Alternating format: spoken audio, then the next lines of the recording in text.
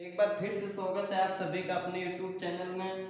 आज हम लोग बात करेंगे प्रकाश का परावर्तन एवं उसके नियम के बारे में। यह प्रकाश का परावर्तन एवं उसके नियम के बारे में प्रीवियस ईयर में बार बार ये क्वेश्चन पूछा जाता है बोर्ड एग्जाम में। तो आज हम लोग जानेंगे कि प्रकाश का परावर्तन है क्या। तो सबसे पहले इसकी परिभाषा की बात करें तो प्रकाश का परावर्तन रिफ्लेक्शन ऑफ लाइट। इसकी परिभाषा यह है कि जब प्रकाश के किरण किसी परावर्तक पृष्ठ या चिकने तल से टकराकर उसी माध्यम में वापस लौट जाती है तो इस घटना को प्रकाश का परावर्तन कहते हैं। ठीक, सबसे पहले हमें इसका डेफिनेशन याद रखनी होगी कि जब प्रकाश की किरण किसी माध्यम से चलकर किसी परावर्तक पृष्ठ मतलब किसी चिकने तल से टकराकर पुनः उसी माध्यम में वापस लौट जाती है तो इस घटना को हम क्या कहते हैं, प्रकाश का परावर्तन।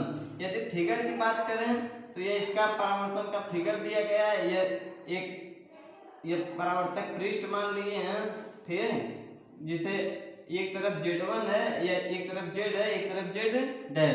एक मान लीजिए एक किरण इस पे आपतित कर रहे हैं, यह आपतित किरण इस तरीके से प्रकाश की किरण इस चमकदार पृष्ठ पे डाल रहे हैं जैसे यह आपतन बिंदु, ये क्या है, आपतन बिंदु है और ये जो बीच वाला रेखा है यह अभिलंब है। जैसे इस पे हम प्रकाश की किरण आपतित कर रहे हैं यह परावर्तित होकर माध्यम में वापस लौट जा रही है। ठीक, तो जिस किरण को हम आपतित करते हैं उसे कोण I कहते हैं और जो परावर्तित होकर जाती है उसे कोण R कहते हैं।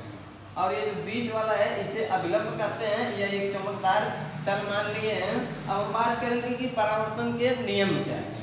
तो सबसे पहले पहला यह जानेंगे परावर्तन के नियम के बारे में। तो परावर्तन के दो नियम होते हैं।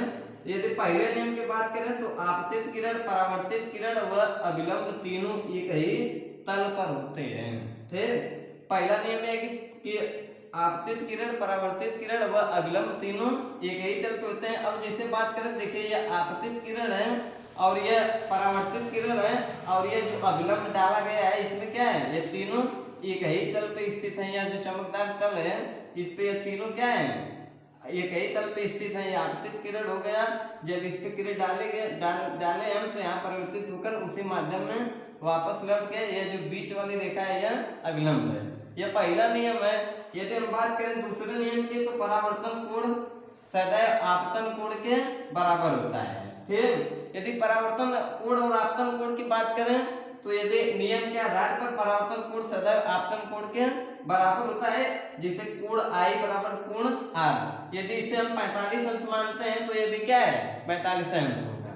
ठीक, तो कोण I को हम आज जो आपतित किरण है इसे हम ये जो कोण माने इसे हम आपतन कोण कहेंगे और आपतन कोण को I से प्रदर्शित करते हैं।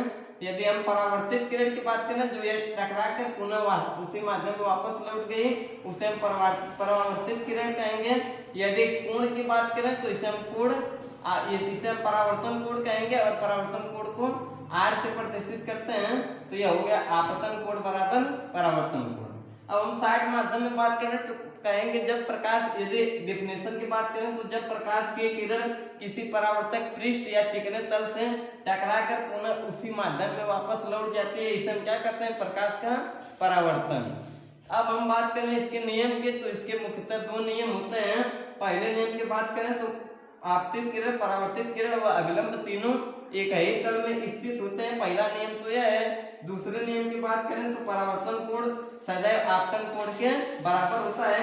यदि आपतन कोण I है तो परावर्तन कोण R है। यदि ये 45 अंश है तो यह भी 45 अंश होगा। यदि ये 90 अंश मानेंगे तो यह प्रीवियस ईयर हर साल बोर्ड एग्जाम में 10th और 12th के एग्जाम में, बोर्ड एग्जाम में हर साल पूछा जाता है।